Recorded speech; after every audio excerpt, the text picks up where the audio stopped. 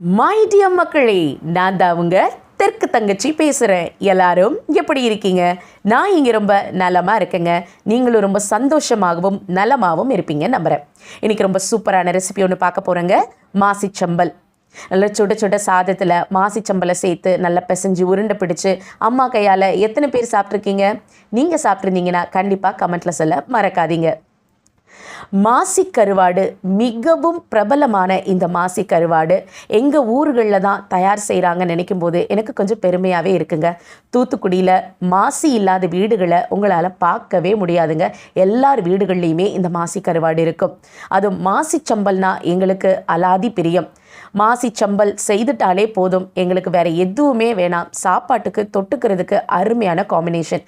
So இந்த மாசி கருவாடு இதை வச்சு இந்த சம்பல் எப்படி செய்யலான்னு பார்க்கலாமா? வாங்க வீடியோக்குள்ளே போகலாம்.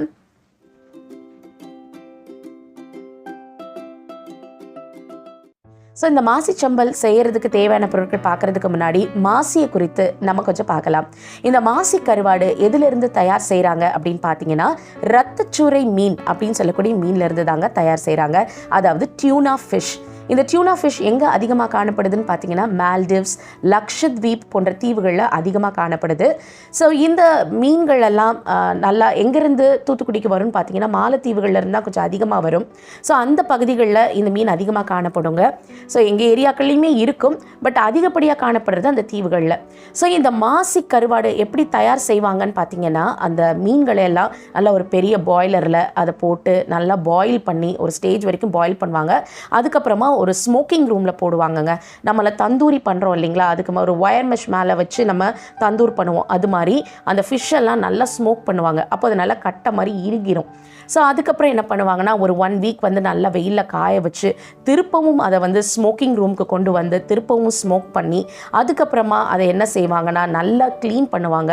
சின்ன சின்ன முள்களெல்லாம் இருந்தால் ப்ரஷ் வச்சு க்ளீன் பண்ணி அதுக்கப்புறமா அதை வந்து இம்போர்ட் பண்ணுற கம்பெனிக்கு அனுப்பி அதுக்கப்புறம் அதை நீட்டாக பேக் பண்ணி அதுக்கப்புறமா அதை வந்து அனுப்புவாங்கங்க. தூத்துக்குடியில் தான் வந்துட்டு இதை எக்ஸ்போர்ட் அண்ட் இம்போர்ட் பண்ணுறாங்க. எல்லா விதமான சீ ஃபுட்ஸ்கள்லேயும் இந்த மாசி கருவாடை தயார் செய்து வெளிநாடுகளுக்கு ஏற்றுமதி செய்கிறாங்க. இது ஆரம்பத்தில் தூத்துக்குடியில் தான் வந்து ரொம்ப ரொம்ப ஃபேமஸாக இருந்தது. அதுக்கப்புறம் இலங்கை வாழ் மக்களும் இதை அதிகமாக விருப்பப்பட்டு அதை வந்து தெரிந்து கொண்டு அவங்களும் அதுக்கப்புறமா எல்லா பகுதிகளுக்கும் ஏற்றுமதி செய்ய ஆரம்பித்தாங்க. ஸோ ரொம்ப அருமையான இந்த மாசி கருவாடு எல்லார் வீடுகள்லேயும் கண்டிப்பாக வச்சுருங்க. ஏன்னா அவ்வளோ டேஸ்ட் மட்டும் கிடையாதுங்க, இது ரொம்ப ஆரோக்கியமான ரொம்ப ரொம்ப ஹெல்த்தியான ஒரு விஷயன்றதுனால தான் நான் இதை இன்சிஸ்ட் பண்ணி சொல்கிறேன். ஸோ இந்த மாசி சம்பல் செய்கிறதுக்கு நமக்கு ஒரு கட்ட அளவு மாசியிலிருந்து இடித்து அதை இந்த மாதிரி நான் தூள் செய்து வச்சுருக்கிறேன். ஒரு 1/4 கப் எடுத்துக்கலாம். இதோட ஒரு அரை மூடி தேங்காங்க. அந்த அரை மூடி தேங்காயிலிருந்து நல்ல தேங்காய் பூவை துருவி எடுத்துக்கோங்க. நான் ஏன் தேங்காய் பூ அப்படின்னு சொல்கிறேன்னா, நீங்கள் தேங்காய் பத்தையாக போட்டு அரைக்கும் பொழுது அது நம்ம துவையல் மாதிரி கன்சிஸ்டன்சிக்கு அது வந்து அரைப்பட்டுரும், தண்ணி ஊற்றி அரைச்சிருவீங்க. அந்த மாதிரி பண்ணக்கூடாது. ஸோ இந்த மாதிரி தேங்காய் பூவாக நீங்கள் திருவி எடுத்துக்கிட்டிங்கன்னா அந்த நம்ம சம்பல் செய்கிறதுக்கு நல்லாயிருக்கும். அதனால தான். ஸோ இன்றைக்கி நான் என்ன பண்ணியிருக்கேன்னா, ஒரு அரை மூடி தேங்காய் எடுத்துருக்கிறேன். அந்த அரை மூடி தேங்காயிலேருந்து தேங்காய் பூவை நான் நல்லா துருவி எடுத்துக்கிட்டேன். ஸோ இந்த தேங்காய் பூலேருந்து நீங்கள் இந்த மாசிலேருந்து எத்தனை பேருக்கு நீங்கள் சர்வ் பண்ணலாம் அப்படின்னா, ஒரு 3 பேருக்கு நீங்கள் தாராளமாக உங்களால் சர்வ் பண்ண முடியும். ரொம்ப அருமையாக இருக்கும். அப்புறமா ரொம்ப சிம்பிளான இன்க்ரீடியன்ஸ் தான். பார்த்திங்கன்னா இந்த இன்க்ரீடியன்ஸ் எல்லாமே நம்ம நார்மலாக வந்து ஒரு தேங்காய் துவையலுக்கு நம்ம சேர்க்கக்கூடிய இன்க்ரீடியன்ஸ் தான். ஸோ பார்த்திங்கன்னா சின்ன வெங்காயம் நான் வந்து ஒரு 7 போல் எடுத்துருக்கேங்க. சின்ன வெங்காயம் உடலுக்கு ரொம்ப ஆரோக்கியம் சேர்த்துக்கோங்க. எலுமிச்சை பழம் ஒரு 1/4 மூடி எடுத்துக்கலாம். கறிவேப்பிலைகள் ஒரு 2 கொத்து எடுத்துக்கலாம். நான் ஒரு 10 காய்ந்த மிளகாய் எடுத்துருக்கிறேன். உப்பு தேவையான அளவுக்கு எடுத்துக்கோங்க.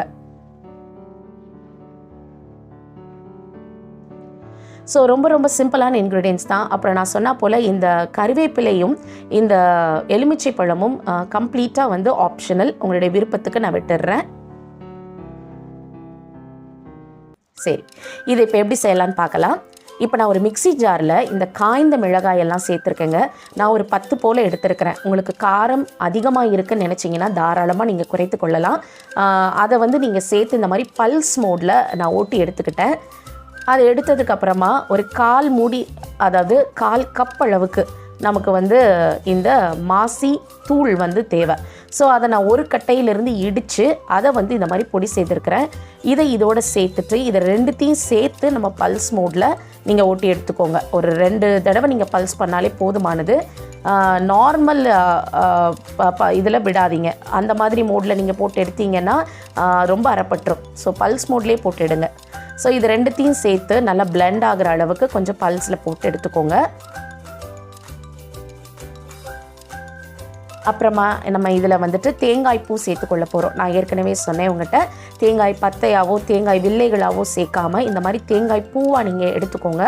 அப்போ தான் நம்ம மாசி சம்பலுக்கு இடிக்கும்போது நல்லாயிருக்கும். நான் ஏன் இடிக்கிறேன்னு சொல்கிறேன். நான் அது கண்டிப்பாக உங்கள் கூட நான் ஷேர் பண்ணணும்னு இருக்கேன். ஃபஸ்ட்டு நம்ம இதை பார்த்துடலாம். இப்போ பார்த்தீங்கன்னா இந்த தேங்காய் பூவை வந்து நான் இந்த மிக்ஸி ஜாரில் சேர்த்துட்டேங்க. இதை நீங்கள் சேர்த்து நீங்கள் திருப்பவும் நல்லா பல்ஸ் மோடில் கொஞ்சம் நல்லா ஒட்டி எடுத்துக்கோங்க. இதில் தண்ணி ஒரு துளி அளவு கூட நீங்கள் சேர்க்கக்கூடாது. தண்ணி நீங்கள் சேர்த்திங்கன்னா அது துவையல் மாதிரியும் சட்னி மாதிரியும் ஆகிடும். தயவு செய்து தண்ணி சேர்த்துறாதீங்க. இப்போ நான் ஒரு 7 போல் நான் வந்து சின்ன வெங்காயம் எடுத்துருக்கேங்க. சின்ன வெங்காயம் உடலுக்கு ரொம்ப ஆரோக்கியம். கூடுமான மட்டும் சின்ன வெங்காயம் சேர்த்துக்கோங்க. அதை நீங்கள் சேர்த்து அதையும் பரப்பரன்னு தான் அரைக்கணும். தருத்தருப்பாக அரைச்சி வச்சுக்கணும். சரிங்களா? இப்போ பார்த்தீங்கன்னா உப்பு இதுக்கு தேவையான அளவு சேர்த்துக்கலாம். மாசி கருவாட்டில் பொதுவாக அதிகப்படியான உப்பு சேர்த்து அந்த கருவாடை தயார் செய்ய மாட்டாங்க. இருந்தாலும் உப்பின் சாரம் கண்டிப்பாக அந்த ஃபிஷ்ஷில் இருக்கும் இல்லையா? ஸோ கண்டிப்பாக நீங்கள் வந்து உப்பு வந்து கொஞ்சம் அதுக்கு தகுந்தாற் போல் சேர்த்துக்கோங்க. இப்போ இதை சேர்த்து நான் நல்லா திருப்பவும் பல்ஸ் மோடில் ஒட்டி எடுத்துருக்கிறேன். இப்போ என்ன பண்ணலான்னா 2 கொத்து கறிவேப்பிலைகள் அதையும் நம்ம இதோட சேர்த்துக்கலாங்க. இந்த கறிவேப்பிலைகள் வந்து முற்றிலும் ஆப்ஷனல். ஏன்னா வந்து இப்போது மாசியினுடைய வாடை அதிகமாக இருக்குது, அந்த வாசனை சில பேருக்கு பிடிக்கலன்னு சொன்னால் இந்த கறிவேப்பிலைகள் சேர்க்கும் பொழுது அது வந்து பேலன்ஸ் ஆகிடும். ரொம்ப ரொம்ப அருமையாக இருக்கும் அந்த வாசனை. அப்போ பிள்ளைங்க ஈஸியாக சாப்பிடுவாங்க. அதுக்காக தான் அதையும் சேர்த்து இந்த மாதிரி நல்லா ஊட்டி எடுத்துக்கோங்க. ஸோ மேக்ஸிமம் முடிஞ்சிடுச்சுங்க. நீங்கள் பார்த்தீங்கன்னா இப்போது தேங்காய் பொடியெல்லாம் வீட்டில் நீங்கள் செஞ்சு சாப்பிட்றது உண்டு. அப்படி நிறைய பேர் உங்களுக்கு தேங்காய் பொடியெல்லாம் செய்திருப்பீங்க இல்லையா?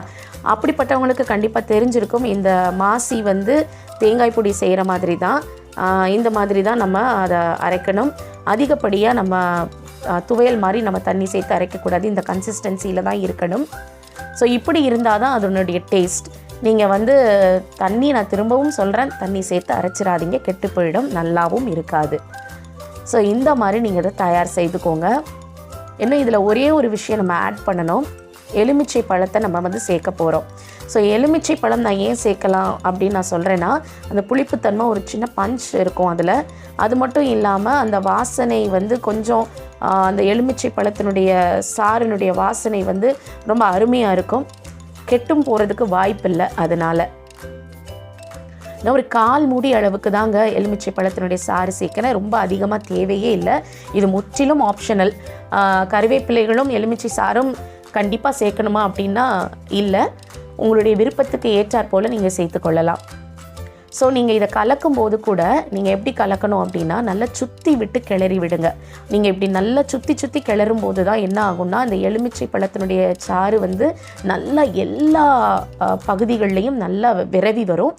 அப்போது உங்களுக்கு வந்துட்டு நல்ல மிக்ஸ் ஆகிடும். ஸோ இந்த மாசி சம்பல் வந்து உடலுக்கு ரொம்ப ரொம்ப ஆரோக்கியம். நான் இதை குறித்து உங்கள் கூட நான் சொல்லணும்னு நினச்ச ஒரு விஷயம் என்னென்னா, புதுசாக கல்யாணமான தம்பதிகளுக்கு, இளம் தம்பதிகளுக்கு இந்த மாதிரி மாசி சம்பலை வந்து கொடுப்பாங்க. அப்புறமா வந்து பார்த்திங்கன்னா, கர்ப்பப்பை கோளாறுகள் இருக்கக்கூடிய பெண்கள் எல்லாம் இந்த மாசியை அடிக்கடி சேர்த்துக்கோங்க உணவில். நீர்க்கட்டிகள் அப்புறம் இந்த மாதிரி பிரச்சனைகள் இருக்கிறவங்களுக்கு வராது. இல்லை ஆரோக்கியமான நல்ல ஆயுளோடு கூடிய குழந்தைகளை கண்டிப்பாக நீங்கள் இந்த மாசி சம்பல் சாப்பிடும்போது உங்களால் பிள்ளைங்களை வந்து பெற முடியும்னு எங்கள் பெரியவங்க சொல்லி நான் கேள்விப்பட்டிருக்கேன்.